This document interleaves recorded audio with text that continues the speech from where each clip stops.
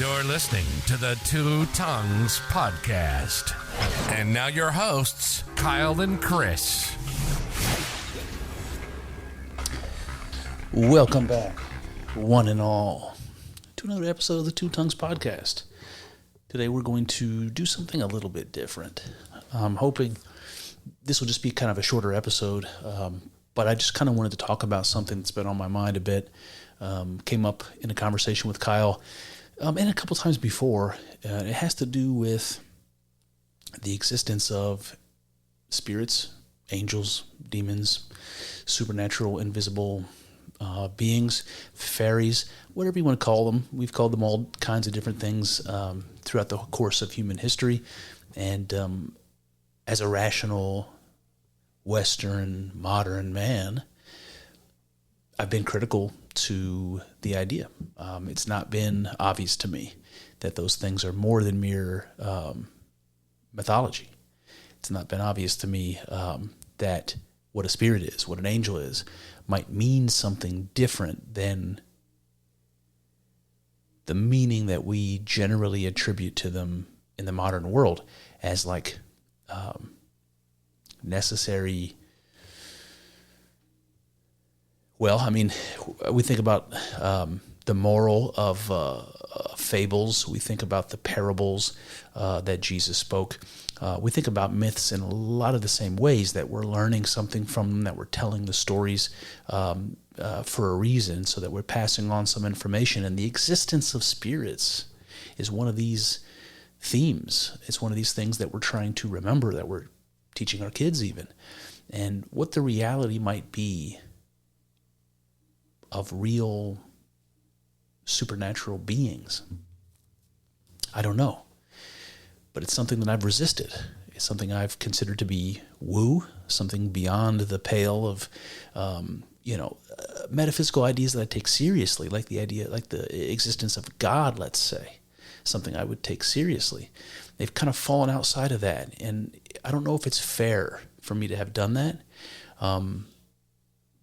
I think it's possible that there's another way of understanding what angels and demons might be, even from a Christian or religious perspective, that maybe demands that it be taken more seriously.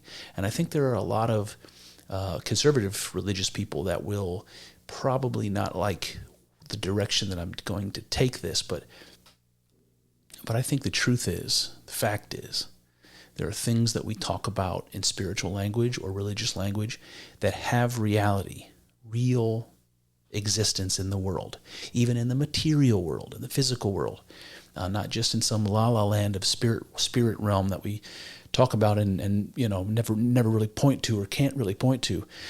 I think that there's a principle of correspondence. This is something that the neuroscientists will talk about, and the philosophers of mind. There's some kind of correspondence between the spiritual world and the material world, and that there may be a way of understanding spirits, angels, demons, that kind of thing, that can be looked at through more of a physical, material lens. I'm not saying that the existence of angels or demons is only material or only physical. No, obviously not. We're talking about whatever it is we mean when we use the word spirit. Is something different, but it has some correlation in the physical world. It's connected to something in the physical world, and I want to try to explain that. I want to kind of talk through this with you guys, and you tell me what you think. I haven't had a chance to think about this super deeply, so take it for what it is. But here we go. I'm going to call this episode Angels, Demons, Spirits, and Gods with a lowercase g. Now, I make that distinction, of course, because God with an uppercase G is the Almighty, the God of monotheism, the idea that whatever God is one thing and one thing only.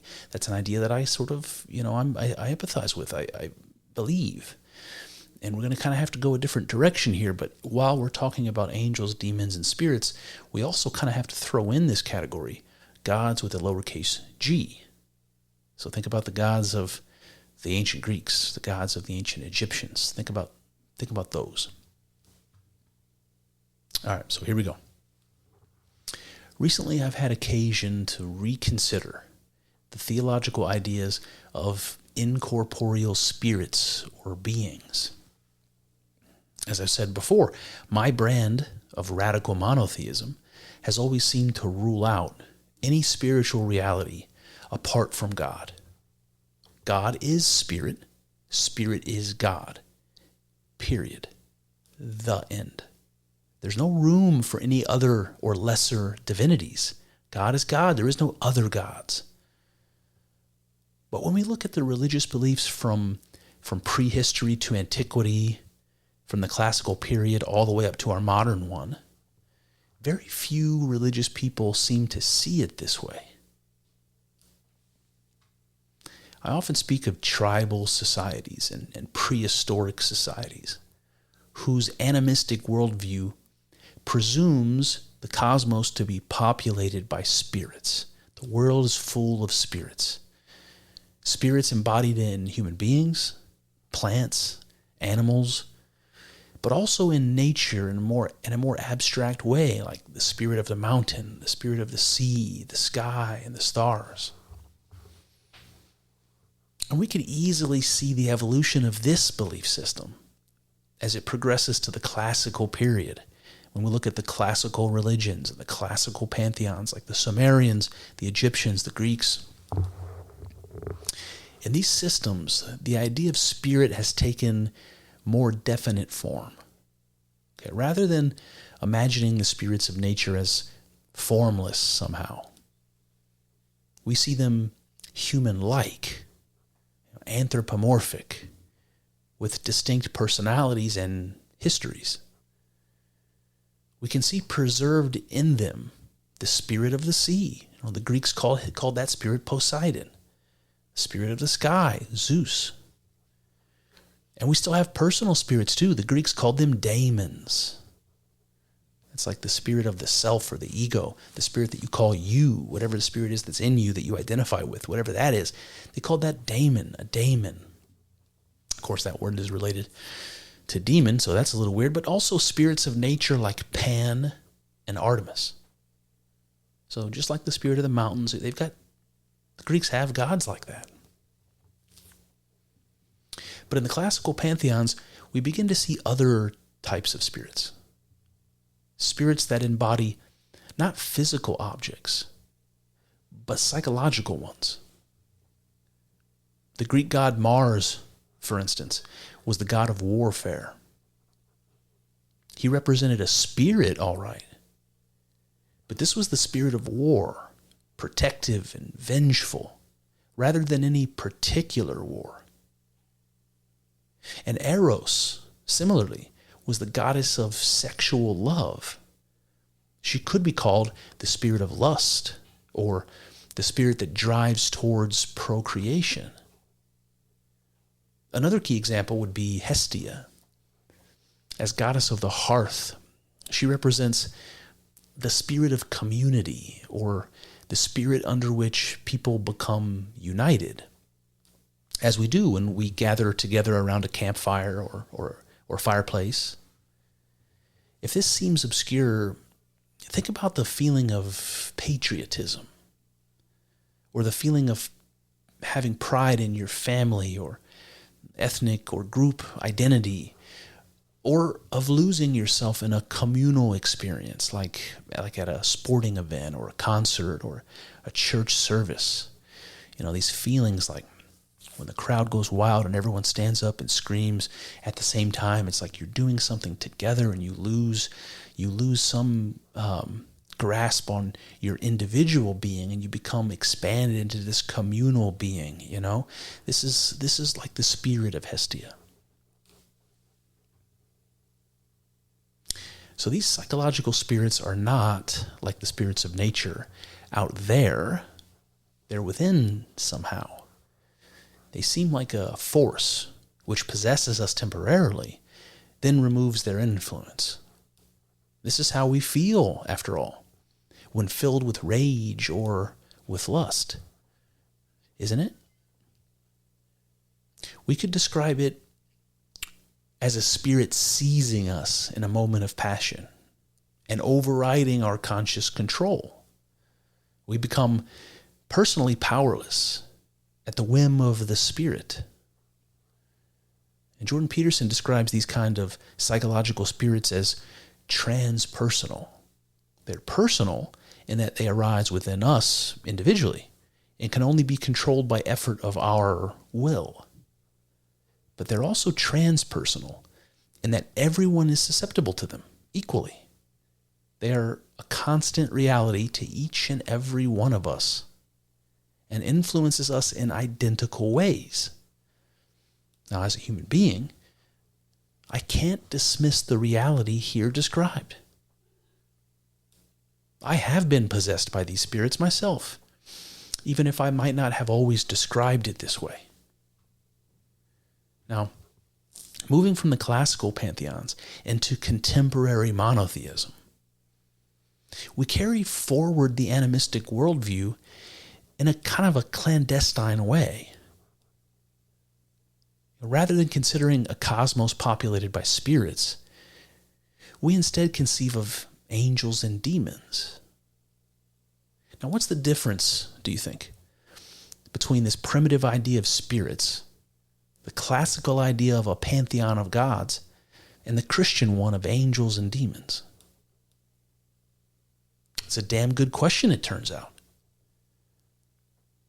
As much as conservative Jews, Christians, Muslims insist that there's only one God, they are awfully quick to accept lesser spirits which coexist with the Most High God. Is this polytheism? Are they worshiping multiple gods? See, it always seemed to me to be so, but I'm beginning to see a new way. When I reflect on my own mystical experience, I'm overwhelmed by this revelation of ultimate unity which that experience imparts. The mystical experience reveals not only a common origin and essential interconnectedness between all things, also an ineffable knowledge of mutual counterdependence, which is a fancy way of saying the existence of everything relies on the existence of everything else. They're mutually counterdependent. You can't have one without the other. It's either all or nothing. And one comes out of this mystical experience saying things like, all is one, and all is God. And naturally, this generates an intuition towards monotheism. But it also generates a paradox. The mystic knows that all is one, and yet he finds himself nonetheless separate from the world. The mystic finds himself simultaneously one and many, and with the same certainty understands that God must be therefore both one and many.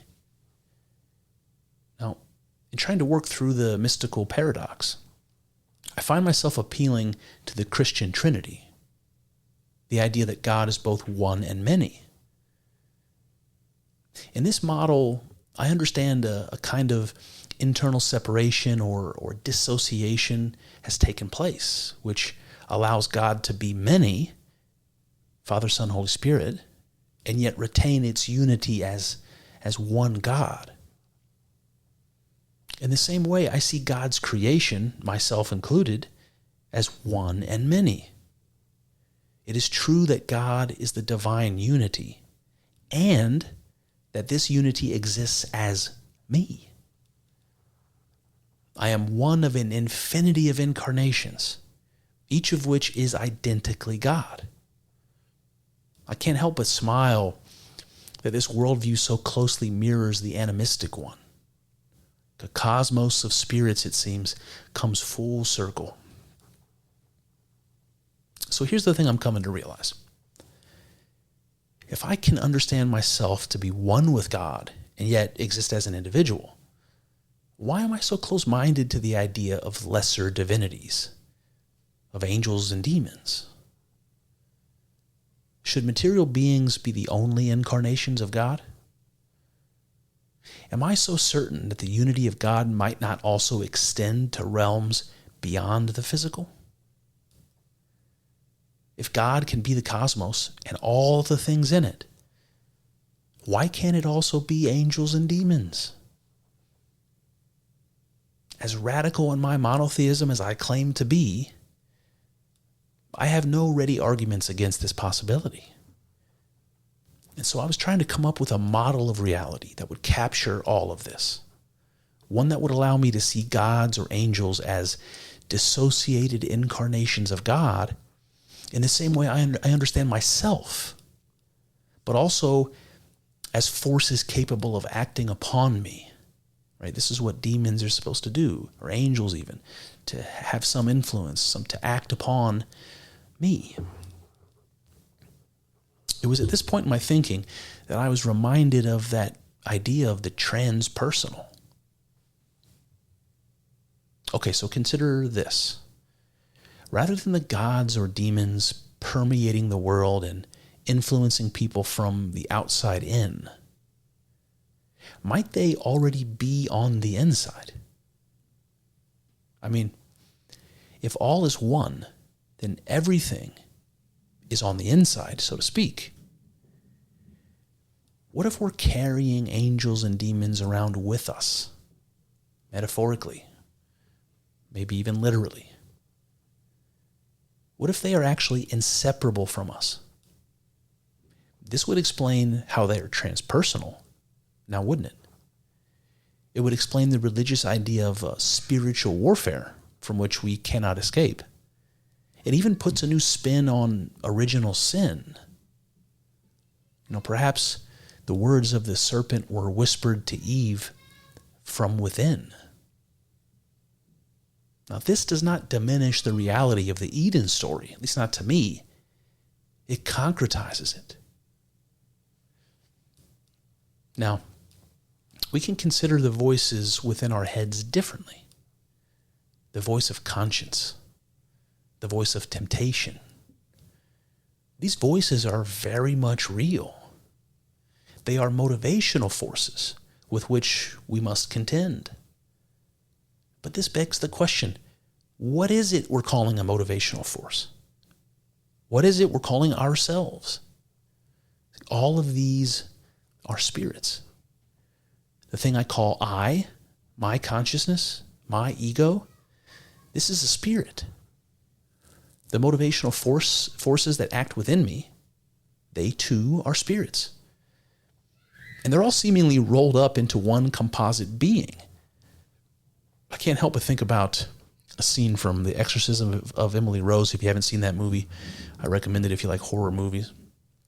There's a moment where they're trying to exorcise the demons from her, and she says they're trying to figure out the name of the demon that's possessed her, so they can get some sort of power over the spirit. And the spirit says, "I am Legion." It's like, I am Legion. There's a whole bunch of demons in that girl. There's a whole bunch of spirits existing within her. I am Legion. It's kind of a similar picture to what I'm painting. All these spirits rolled up into a composite being. It's like within my mind, like the occupants of some great house, reside a host of beings.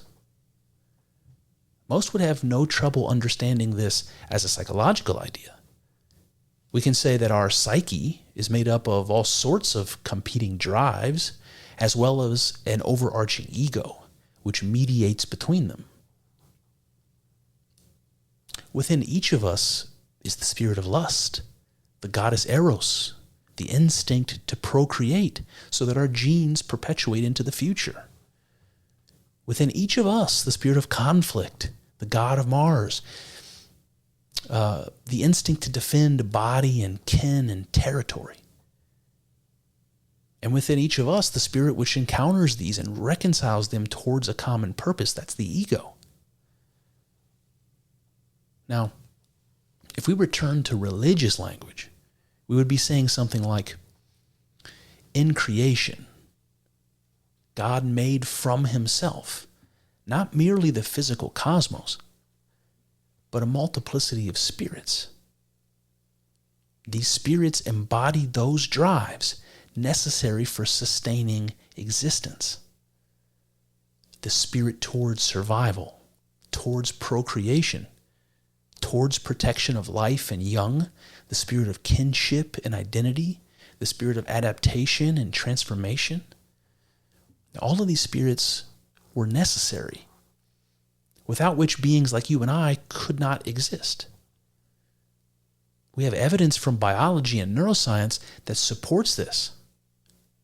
We're told that primitive creatures have more primitive brains, and that, evolving from them, we retain vestiges of them in our own brains. Our reptilian brain, as they call it, refers to the basal ganglia, which controls unconscious processes and instinctual behavior, followed by the paleo-mammalian brain, or the limbic system, which controls emotion, and finally the neo-mammalian brain, or neocortex, which makes rational thought and self-consciousness possible. So consider the age of the dinosaurs for a second, when the reptilian brain was the height of cognition. Every creature existed sheerly on instinct. They saw prey and killed it, got fatigued and slept. They were cause and effect creatures. We can't blame a crocodile for snatching up a kid on the riverbank. It's not an evil act, since there was no choice in the matter. But you see, we have that thing in us and feel those same drives. We still have that reptilian brain in us. And it would be evil if we exercised them. You see where I'm going?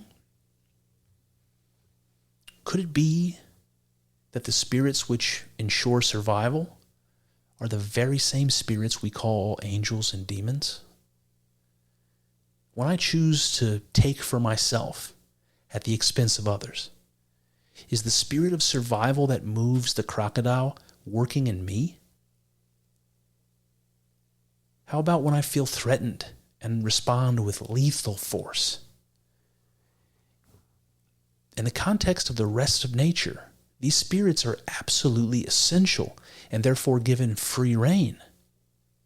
But in me, in man, they must be subdued by the ego and the moral order. When they are not checked, when the inmates run the prison, a very real possession has taken place. If so, we might ask, what makes our ego spirit any different, any more valuable than these lesser spirits? We might even ask why the spirit of the self or ego is necessary at all. It doesn't exist in the crocodile after all, and their species has survived 95 million years. The spirit of the self, however, does something the others do not. And that something is related to the claim in Genesis that we are made in God's image. The self subdues and organizes the spirits within us. The self creates a hierarchy and reigns over the spirits as the Most High. It decides between competing motivations and rules them all. If this model is correct, it brings into stark focus another myth about demons. In fact, about the highest of all demons. Many will be familiar with this story, although it doesn't come directly from the Bible. In the apocryphal book of Enoch, as well as in the Quran, there is a story of the angels gathering to witness the creation of man. Now, after God makes Adam, he commands the angels to bow at man's feet. But Lucifer refuses to bow to a creation that came after him, subordinate to him, a creature made of lowly mud, where he was made from holy fire.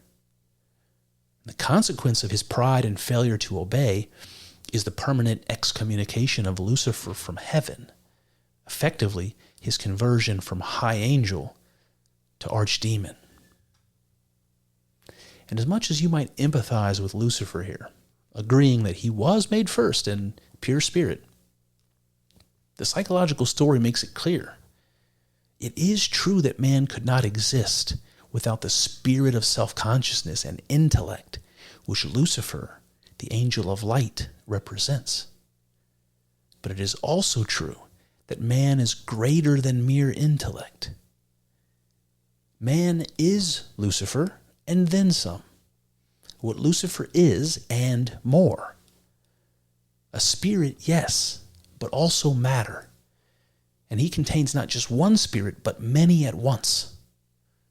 And lastly, he was made in God's image to rule over the spirits and to unite them. And so it just might be that united with man are all the primordial spirits that God created. The Platonic ideas or living Jungian archetypes are merely different words for angels and demons. Well, there you have it. That's one avenue explored, but infinitely more still to go. I hope you enjoyed thinking along with us. I know. It's not easy work. Thinking. It's hard and full of uncertainties, but I'm grateful for the company as we trek through this together. Here's to hoping that the juice is worth the squeeze. See what I did there? Let's find out together in the next episode.